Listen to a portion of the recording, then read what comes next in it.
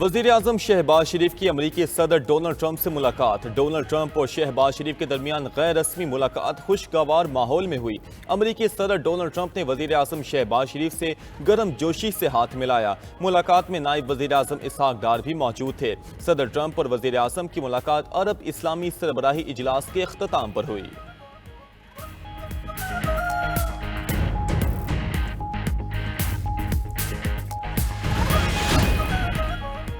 अमरीकी सदर Donald Trump की मुस्लिम ममालिक के सरबराहों से मुलाकात। वज़ीर आज़म शहबाज शरीफ भी सदर ट्रंप से मुलाकात में मौजूद। अमरीकी सदर ने मुलाकात के बाद बयान में कहा कि मुस्लिम रहनुमाओं के साथ मुलाकात अच्छी और कामयाब रही। एक ऐसी जंग खत्म करने जा रहे हैं जो हमने शुरू नहीं की। तुर्क सदर तैयब उर्दवान ने कहा कि अमरीकी सदर के साथ गजा पर मुलाकात मुस्बत और नतीजा खेज रही। डोनाल्ड ट्रंप के साथ मुलाकात के नताइज से मुतमईन हैं। उम्मीद है गजा जंग बंदी से मुतल्लिक अच्छे नताइज सामने आएंगे।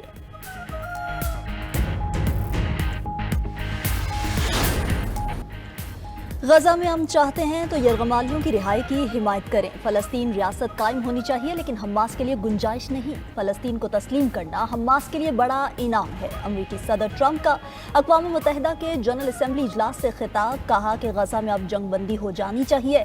गजा में जंग बंदी के लिए कोशिशें कर रहे हैं। हमास की वजह से जंग बंदी नहीं हुई।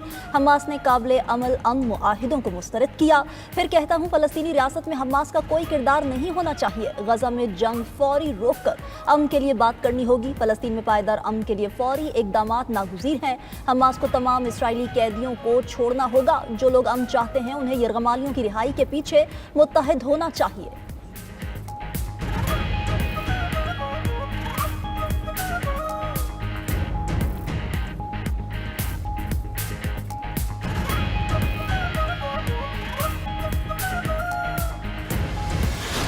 मैंने 7 माह में दुनिया की 7 जंगें रुकवाई हैं। पाकिस्तान और भारत के दरमियान जंगबंदी करवाई। अमरीकी सदर ट्रंप ने कहा कि मुआहिदा इब्राहिमी पर बातचीत चल रही है।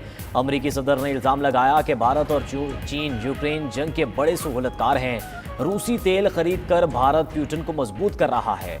यूरोप को रूस से खरीदारी बंद करना चाहिए। अगर रूस मुआहिदा करने के लिए तैयार नहीं तो अमेरिका टैरिफ लगाने के लिए तैयार है।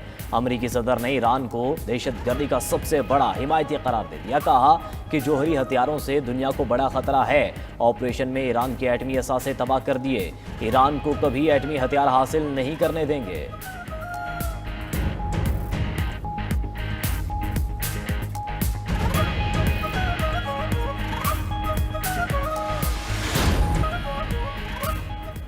सारी जंगें मैंने रुकवाई। अक़वाम मुत्तहिदा ने क्या किया? अमरीकी सदर की अक़वाम मुत्तहिदा पर कड़ी तनकीद। जनरल असम्बली इजलास में अक़वाम मुत्तहिदा में इस्लाहात का इशारा दे दिया। अक़वाम आलम के सरबराहान की मौजूदगी में खिताब करते हुए कहा कि अक़वाम मुत्तहिदा की बजाय मुझे जंगें ख़त्म करानी पड़ी। सोचता हूँ अक़वाम मुत्तहिदा को बनाने का मकसद क्या है। अक़वाम मुत्तहिदा तो अपनी इमारत के एस्केलेटर और प्रॉम्प्टर ठीक नहीं रख सकता। अक़वाम मुत्तहिदा ने कभी मुज़ाकरात में साथ नहीं दिया। अमरीकी सदर ने मौसमियाती तब्दीली को दुनिया का सबसे बड़ा फ्रॉड करार दे दिया। यूएन जनरल असम्बली इजलास से खिताब में ट्रंप ने कहा कि 1920 में कहते थे कि दुनिया को ग्लोबल कूलिंग का खतरा है। कुछ साल पहले कहने लगे दुनिया को ग्लोबल वार्मिंग का मसला है। ग्लोबल कूलिंग हो या ग्लोबल वार्मिंग, अब सब मौसमियाती तब्दीली कहने लगे हैं। मौसमियाती तब्दीली सबसे बड़ा फ्रॉड है। दुनिया की तारीख में क्लाइमेट चेंज जैसा धोखा नहीं देखा।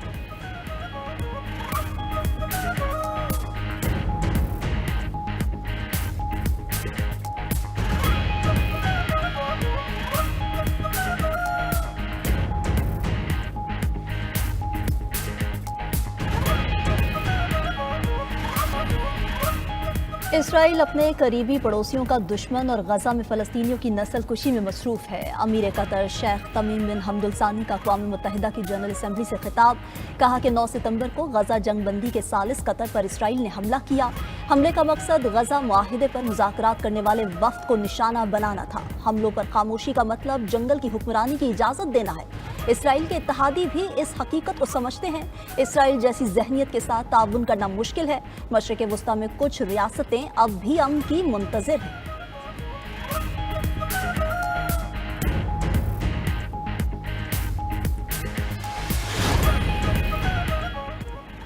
غزہ میں نسل کشی کا اصل مجرم نیتن یاہو ہے. اس نے انتہائی بے رحمی سے معصوموں کو خاک و خون میں نہلا دیا.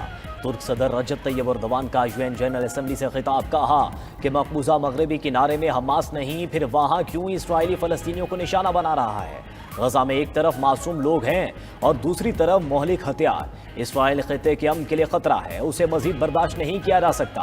اسرائیلی جارحیت پر خاموش رہنے والے بھی اس گھناؤنے جرم میں برابر کے شریک ہیں. دوحہ پر حملہ ثابت کرتا ہے کہ اسرائیل قابو سے باہر ہو چکا ہے. شاہ اردن نے خطاب میں کہا کہ فلسطینی ریاست کا قیام فلسطینیوں کا حق ہے. فلسطین میں امن کی کوئی بھی کوشش کامیاب نہیں ہوئی.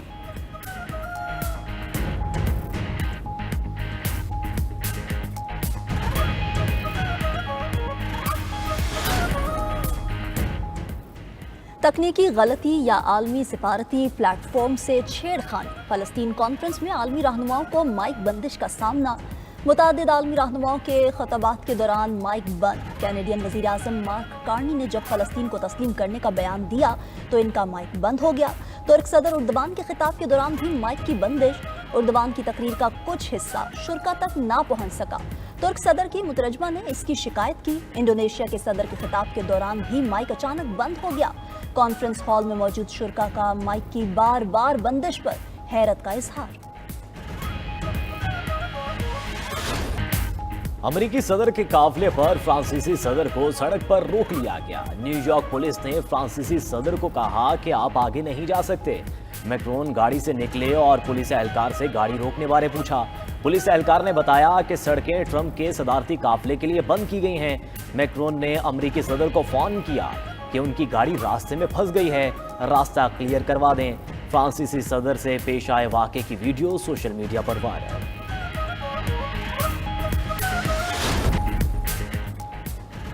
دہشت گرد اسرائیل کی غزہ میں بربریت نہ رکی. تازہ حملوں میں مزید 22 فلسطینی جام شہادت نوش کر گئے. وسطی غزہ شہر میں رہائشی عمارت پر اسرائیلی فضائی حملے میں 7 افراد شہید. غزہ میں غذائی قلت سے ایک اور بچہ دم توڑ گیا. دوسری طرف گلوبل سموتھ فلاٹیلا نے اسکلان جانے کی اسرائیلی پیشکش مسترد کر دی. اسرائیل کا مشن روکنے اور بحری ناکہ بندی کو برقرار رکھنے کا اعلان. اسرائیل نے امدادی سامان اسکلان کی بندرگاہ پر اتارنے کا کہا تھا. ٹرمپ نوبیل امن انعام چاہتے ہیں تو غزہ جنگ رکوائیں. فرانسیسی صدر ایمانوئل میکرون کا امریکی ٹی وی کو انٹرویو. کہا صرف ٹرمپ ہی اسرائیل پر دباؤ ڈال سکتے ہیں. اسرائیل کو اسلحہ اور فوجی سامان امریکہ فراہم کرتا ہے. ٹرمپ 7 جنگیں ختم کرنے کا دعویٰ کرتے ہیں. غزہ جنگ بھی رکوائیں. امریکی صدر ڈونلڈ ٹرمپ کی فرانسیسی ہم منصب سے ملاقات میں گفتگو. کہا فلسطینی ریاست کو تسلیم کرنے سے حماس کو فائدہ پہنچے گا. پہلے سے جانتے تھے قیدیوں کی آخری مرحلے کی رہائی مشکل ہوگی. ملاقات میں غزہ جنگ بندی سے متعلق بات چیت کی گئی. فرانسیسی صدر ایمانوئل میکرون نے کہا غزہ جنگ ختم کرنے کے لیے اسرائیل پر دباؤ ڈالنا ہوگا. دونوں رہنماؤں کے درمیان روس یوکرین جنگ پر بھی گفتگو. امریکی صدر نے کہا روس کو یوکرین جنگ ختم کر دینی چاہیے تھی. نیٹو ممالک کو ہتھیاروں کی فراہمی جاری رکھیں گے.